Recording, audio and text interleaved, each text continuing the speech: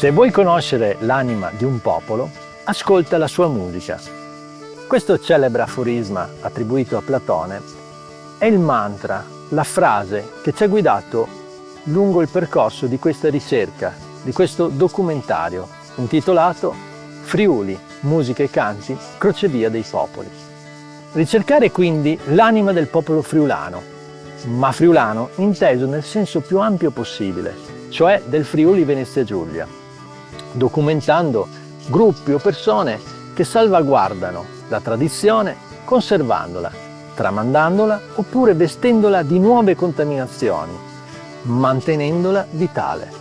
Dalla Carnia alla Pedemontana e la pianura pordenonese, alla Bassa Friulana e Aquileia, questa terra offre un patrimonio di canti e melodie fatto di culture e influenze linguistiche diverse, una realtà attraversata da dinamiche complesse che riguardano popolazioni, storie e cultura, una vera e propria terra di passaggio. Abbiamo scelto alcuni luoghi, Maniago, Poffabro, Tramonti, Caneva, Zoppola e Casassa della Delizia, Nimis, Pagnacco, Ronchis, Aquileia, la Carnia, la Vardesia.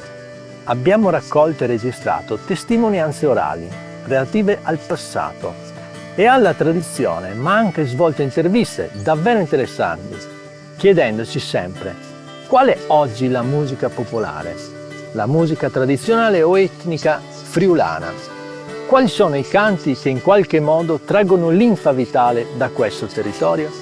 E quale futuro può avere la tradizione musicale friulana? Scopriamolo insieme attraverso questo viaggio fra musica e territori di grande bellezza.